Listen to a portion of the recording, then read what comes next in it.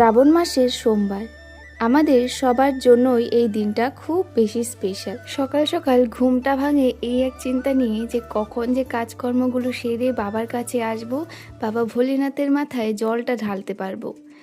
সকাল সকাল আমিও আজ ঘুম থেকে উঠে কাজকর্ম সেরে আজকে প্রথমে আগে পুজোটা দিয়ে নিলাম। কিন্তু আমার আগে কিন্তু আরও অনেকেই এখানে পুজো দিয়ে গেছে, তো সবার প্রথম আর বাবার মাথায় জল ঢালতে পারিনি, আমি বেশ অনেকক্ষণ পর এসেছি। আজ কাজকর্ম কিছু ছিল বেশি, সেই কাজকর্মগুলো সেরে আস্তে আস্তে একটু দেরি হয়েছে। জানি তো কাল রাত্রে বরের সঙ্গে কথা হয়েছে আমরা আজকে সকালে যাব বেকির বার, কিন্তু সেটা আর হলো না আজকে। তো ভেবেছি নেক্সট সোমবার যদি বাবা ভোলেনাথ সব ঠিক রাখে তাহলে যাব আমরা। পুজোটা দিয়ে আগে ভাতটা বসিয়ে দিয়েছিলাম, যেহেতু মামার আজকে স্কুল রয়েছে। জানেন তো সকাল সকালে এক চিন্তা নিয়ে থাকি আমি, মামাকে টিফিনে কি দেব।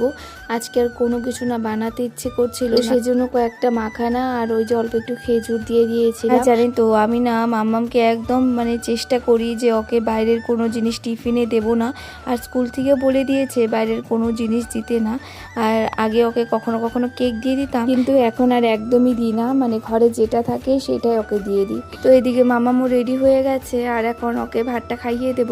ভাতটা আমি আগে একটু মেখে রেখে দিয়েছিলাম, যেহেতু অনেক গরম থাকে। তো এদিকে এখন ওকে খাইয়ে তারপর ওকে নিয়ে যাব।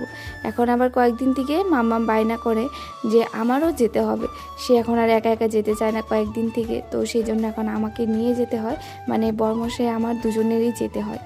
তো এদিকে মামামকে স্কুলে দিয়ে তারপর কিন্তু আজকে চলে গেছিলাম স্টেশনের সামনে, যেখানে কেটলি পিঠা পাওয়া যায়। আর কেটলি পিঠাটা তো আমি সব সময় খুব পছন্দ করি, তো কখনো কখনো ইচ্ছে হলে আমরা স্টেশনের সামনে গিয়ে ওখানে নিয়ে আসি, এটা সব সময় বসে।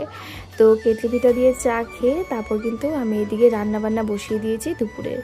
সকাল সকাল খাওয়া দাওয়ার পর ওই যে বাসনগুলো মেজে নিয়েছিলাম, মেজে তারপর রান্নাটা বসিয়ে দিয়েছি।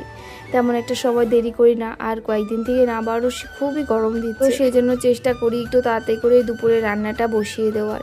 তো আজকে দুপুরবেলা রান্না করছি তিতে কলা ভাজা, তার সঙ্গে কচু শাক।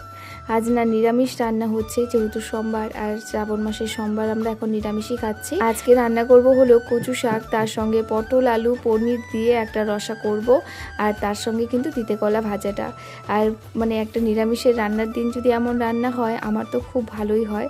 তো এদিকে কচু শাকটা বসিয়ে দিয়ে আমি এখন আলু সেদ্ধ করে নিয়েছিলাম, সেটাই কিন্তু এখন ছুলে নিলাম। আলুগুলো পনিরে দেবো, সেই জন্য আজকে না কচু শাকটা কিন্তু বাদাম দিয়ে করেছি। ঘরের মধ্যে একটা কথাই মনে হয় কখন যে রান্নাবান্নাটা হবে আর রান্নাঘর থেকে বেরোতে পারবো, এই ভেবেই রান্নাটা করি। রান্নাবান্না করে রেখে চলে গেছিলাম মামামকে আনতে। আজকে তাহলে আসি, সবাই ভালো থাকবেন, সুস্থ থাকবেন, আবারও আসবো নতুন একটা ভিডিও নিয়ে। রাধে রাধে, বাই।